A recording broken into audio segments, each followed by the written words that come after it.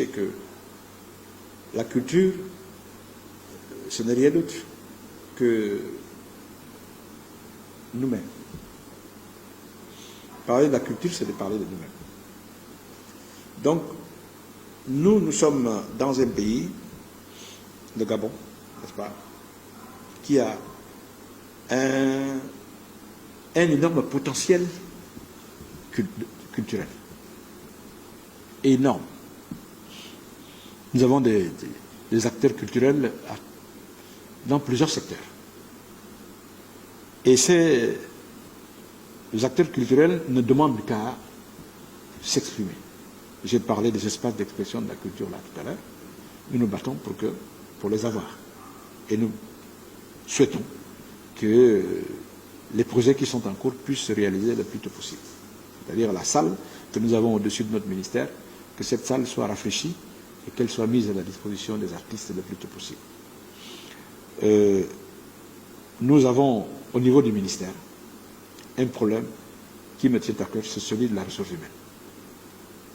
Vous savez, nous sommes dans un ministère où la majorité des gens sont en B. Ça fait partie des gros problèmes que nous avons dans le monde de la culture. Nous avons des agents du ministère qui, pour la plupart, sont en B. Les plus gradés, là-bas, ils sont en A2. Et nous sommes un département ministériel aussi complexe que celui-là. Donc nous avons un problème de formation, n'est-ce pas, des gens. Pour que le ministère de la Culture puisse vivre, nous devons avoir un regard sur la formation de la ressource humaine au niveau du ministère. Le cas du musée est tout à fait exemplaire parce qu'un musée, il faut qu'il vive, n'est-ce pas? Et le musée, ce n'est pas n'importe qui est muséologue, n'est-ce pas? Donc, nous avons des problèmes. Pour faire vivre ce musée, il faut former des gens. Il faut former des gens. On va les envoyer dans les conservatoires, il faut les former. Pour que le musée national d'art et tradition du Gabon, et du Gabon, puisse vivre, il faut qu'il y ait la ressource humaine nécessaire pour faire vivre ce musée. Ce n'est pas n'importe qui travaille dans un musée. N'est-ce pas? C'est bien d'avoir un espace, mais encore faudrait-il que cet espace joue le rôle qu'il doit jouer. Donc, nous avons un problème de ressources humaines qu'il faut régler. Et nous sommes en train de prendre des contacts pour, en fonction des besoins qui sont les nôtres, en matière de ressources humaines, comment on va régler ces problèmes, comment on va les former, à quel endroit on va les former.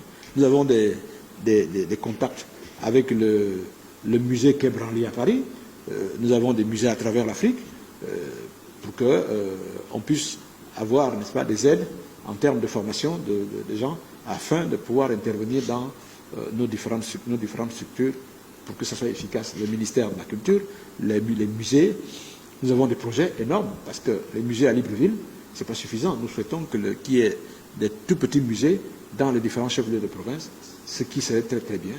On n'en est pas là. Donc on a ce problème de ressources humaines qui est posé et qu'il faut résoudre au fur et à mesure de nos... Donc voilà un peu ce que je peux dire, en disant aux artistes qu'il ne faut pas qu'ils se découragent, que les artistes ne devraient pas se décourager parce qu'il y a des problèmes.